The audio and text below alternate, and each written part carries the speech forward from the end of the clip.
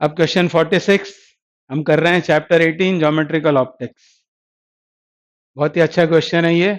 A hemispherical portion of the surface of a solid glass sphere mu equals to 1.5 of radius r is silvered to make the inner side reflecting। ये है वो solid glass sphere जिसका refractive index हमको बताया हुआ है कितना है 1.5। इसका रिफ्रैक्टिव इंडेक्स 1.5 और इसकी रेडियस है स्मॉल आर।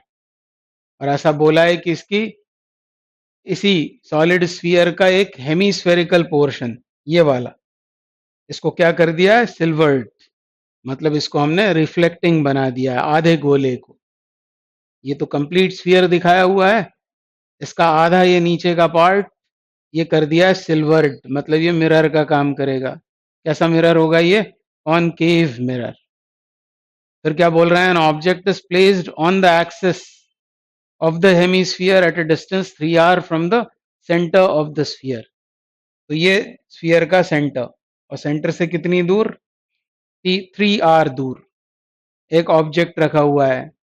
तो O से यहां तक ये ऑब्जेक्ट मान लेते हैं कोई P, और ये OP कितना है? OP है 3r के बराबर। ये है 3r। The light from the object is refracted at the unsilvered part. मतलब इस स्फीयर की बात हो रही है। सबसे पहले जब ऑब्जेक्ट से ये रेज आएंगी तो उनका होगा सबसे पहले रिफ्रैक्शन। कहां पर होगा? ये रिफ्रैक्शन होगा इस अनसिल्वर्ड पोर्शन पर। तो यहां हमको रिफ्रैक्शन करवाना है इन लाइट रेज का।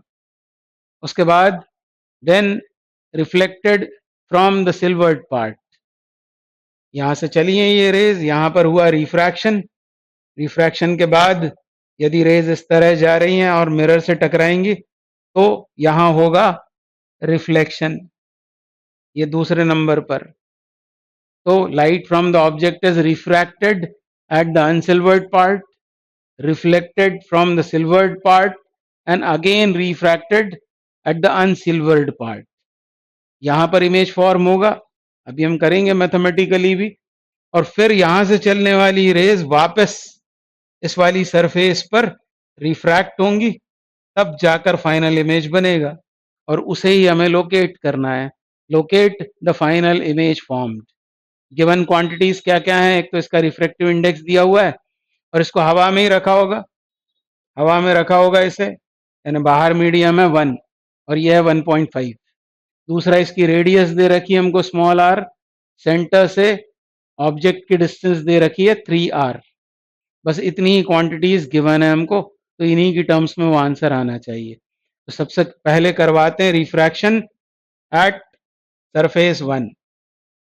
रिफ्रैक्शन एट कौन सा इंटरफेस है वो?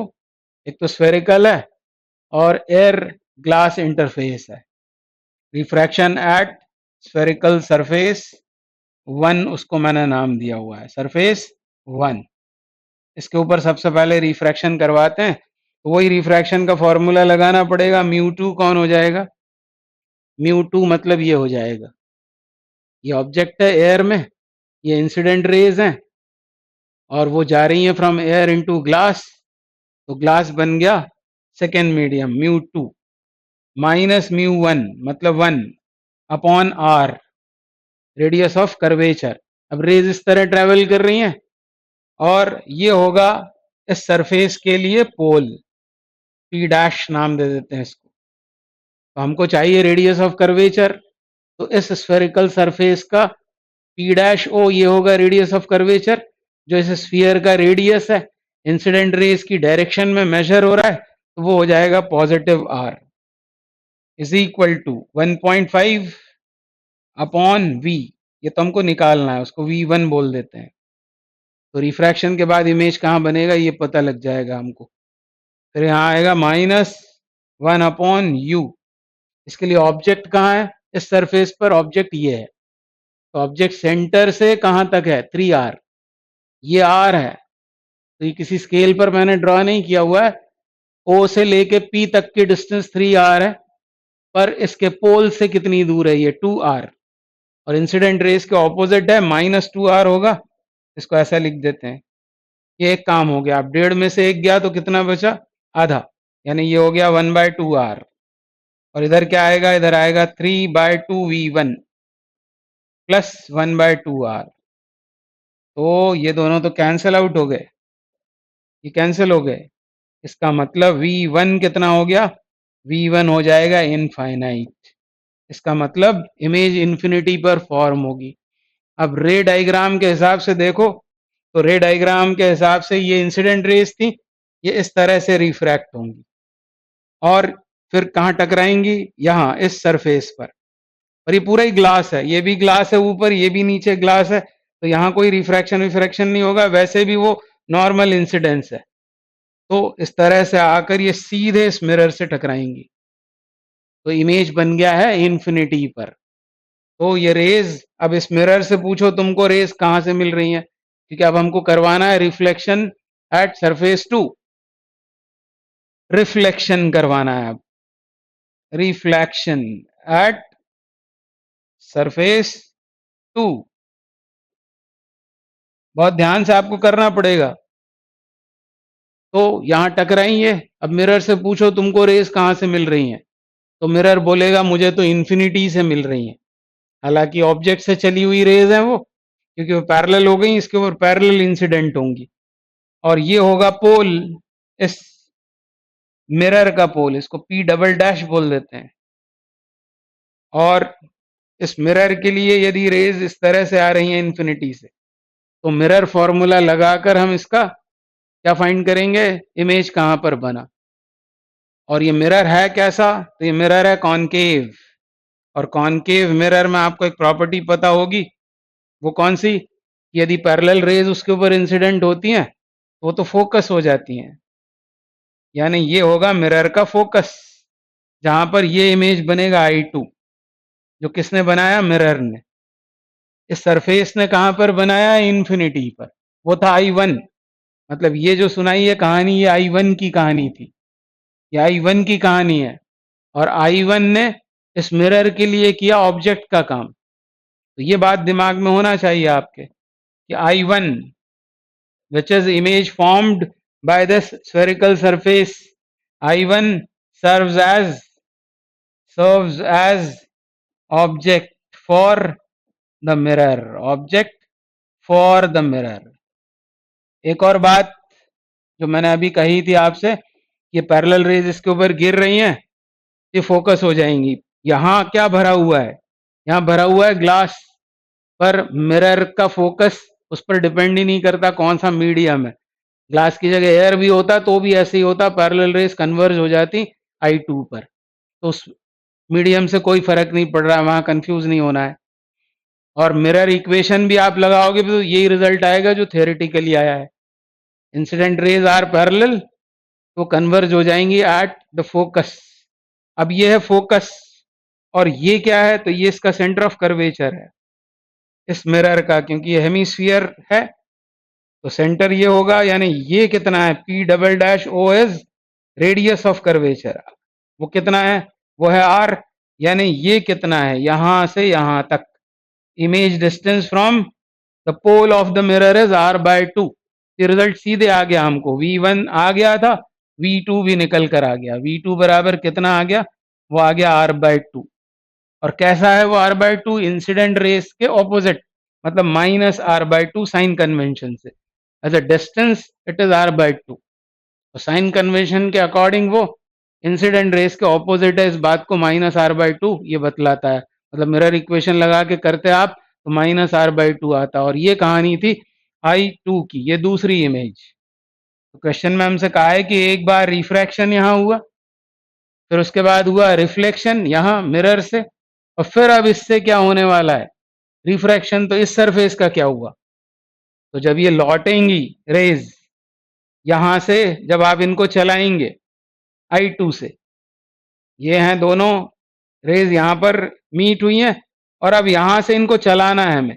और जब चलाएंगे इनको और ये इंटरफेस से जब वो इंटरेक्ट होंगी, तब क्या होगा? क्योंकि मीडियम ही चेंज नहीं हो रहा है, तो यहां तो रिफ्रैक्शन होगा ही नहीं।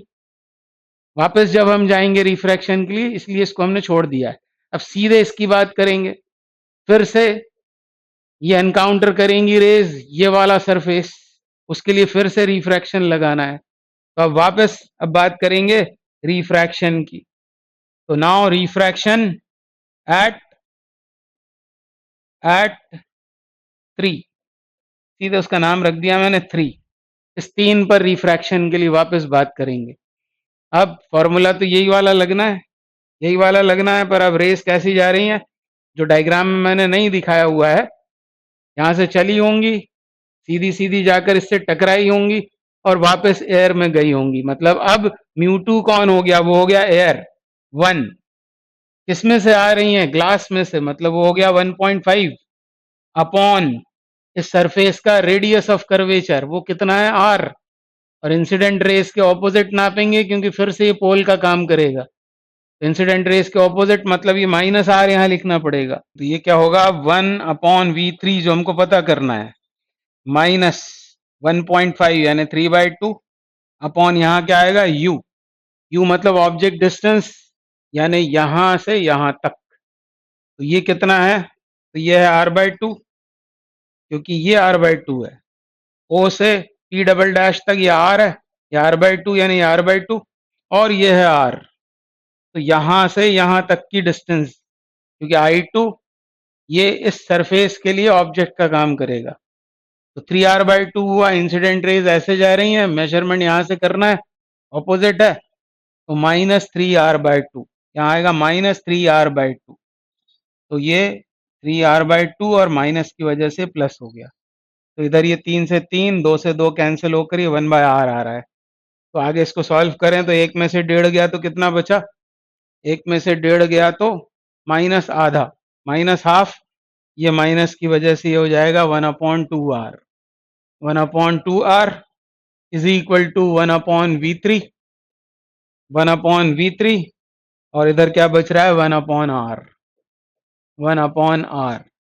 तो 1/v3 तीसरी जो इमेज बन रही है जिसको मैंने यहाँ ड्रॉ नहीं किया है, 1/v3 is equal to 1/2r minus 1/r, 1/r common किया तो half minus 1 is minus half.